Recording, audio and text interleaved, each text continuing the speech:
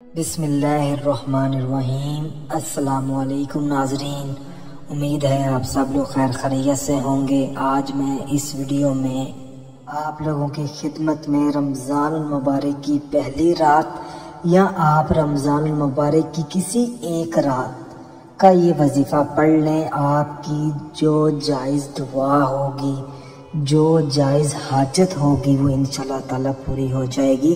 اللہ پاک تمام بھائی بہنوں کی رمضان المبارک کے مہینے میں پریشانیاں دور فرمائیں، آمین۔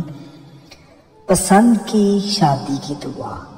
عشاء کی نماز ادا کرنے کے بعد آپ نے 33 مرتبہ سجدے میں یہ وظیفہ پڑھ لینا ہے، اور یہ وظیفہ اس طریقے سے پڑھنا ہے جب آپ عشاء کی نماز ادا کر لیں، باوضو حالت میں اور اپنا مطلوبہ مقصد اپنے ذہن میں رکھتے ہوئے۔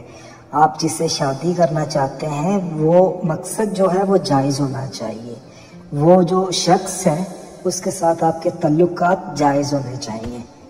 آپ نے سب سے پہلے بسم اللہ الرحمن الرحیم، اس کے بعد آپ نے سجدے میں سورۃ اخلاص 33 مرتبہ پڑھنی ہے، اور جب آپ سورۃ اخلاص سجدے میں پڑھیں گے تو آپ کا مطلوبہ مقصد آپ نے اپنے ذہن میں رکھ لینا ہے، اور سجدے سے اٹھ کر آپ نے 111 مرتبہ اللہ پاک کا اسم مبارک ہے یا بدود آپ نے اس کا ورد کرنا ہے۔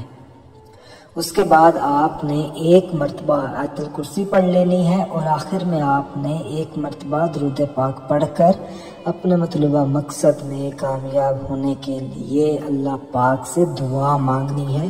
اللہ پاک ہم تمام بھائی بہنوں کی دعا قبول فرمائے رمضان المبارک کے مہینے میں۔